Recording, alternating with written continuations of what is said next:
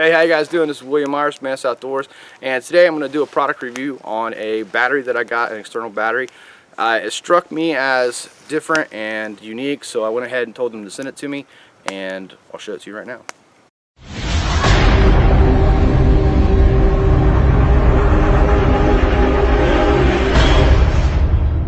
Alright, so what I have for you guys today is a solar panel chargeable battery from OUTXE. I don't know if I'm saying that right or not, OUTXE or whatever, but the schematics on this thing, or the specs on this thing, it's a 16,000 milliamp hour chargeable battery, and it's got a 2.4 amp jack and a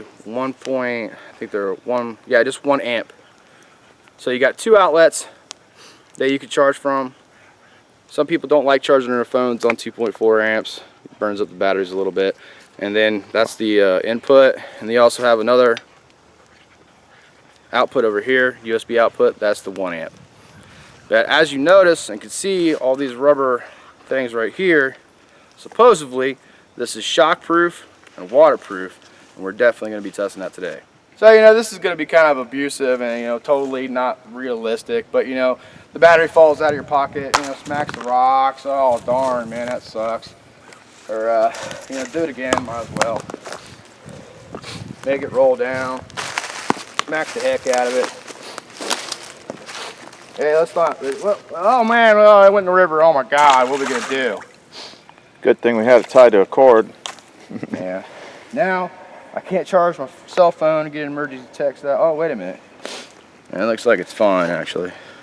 Green light is still lit, indicating that it's getting UV radiation to the photovoltaic panels. Look at you, Mr. Science. Oh my God. I'm sorry, I know things, Chris. Bill Nye. Bill Nye, the science guy. Okay. So let's dry this thing off, plug something in, see if we can't get a little bit of charge off. Are you sure you want to put that phone case on video? Why? Besides being really ugly? Yeah, that affected. My phone's cracked even though it's in an OtterBox. Yeah. So, we've slammed this thing around, we've dropped it on the rocks, we've thrown it in the creek and things like that. And just to basically prove a point. What you don't know is this battery is completely dead. I drained this battery completely. As you can see, nothing but the green light saying that it's solar charging right now is on.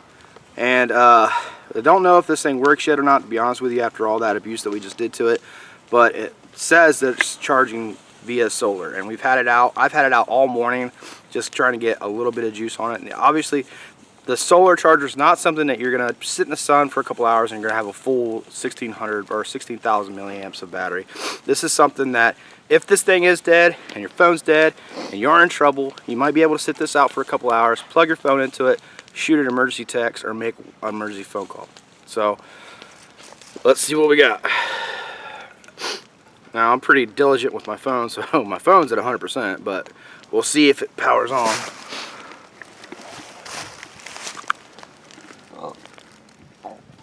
There we go, charging. It is, the indicator that it's charging is right up there. So, I'm gonna kind of just set this down and see how long it charges, see how long it still has that indicator that it is charging. Kind of a weird test because, like I said, my phone's at 100%. But if it charges it for 5-10 minutes, that's great. That's enough for me to power on an iPhone, get a text, get a call, things like that. And that's pretty much the point of this.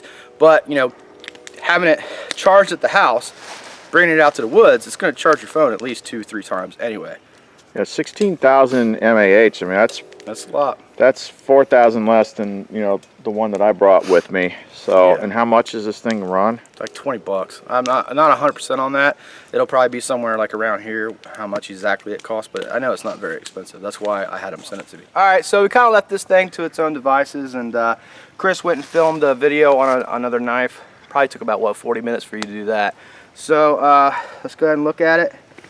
The device is still charging. So I mean, a 40-minute charge is definitely enough to get a good amount of time on your phone. More than enough time for it to come on and actually make a phone call or anything like that. So what I'm thinking right now is that this battery is dead. And right now what's going on is the solar charger is charging just enough to feed the battery to the phone. So that might be what's going on there. I'm not sure. But it is charged for a very long time, and this thing was completely dead before we threw it out in the sun. And you don't have to use the solar charger to charge the battery. No. Like I said, you know, when you take this thing out, you know, you charge it up at your house, take it out for a complete weekend probably, even maybe a little bit longer. Charge your phone all weekend. You know, charge it up. Don't go crazy with your phone unless you're me and doing videos on your iPhone. Well, if you have Sprint and Verizon and you're in the woods, you're not going to be on your phone anyway. You're not going to be on your phone anyway. Right. But, you know, it'll keep your phone charged up all weekend. And then when it does die, something happens, throw the thing in the sun, charge it up enough to make an emergency phone call or text. Alright guys, well thanks for stopping by and watching this video. If you liked it, drop a sub down below. Liking this video liking the video also helps me out a lot. Appreciate all your views, comments, and support. Hopefully we'll see you out in the woods. Photobomb. Who's that guy?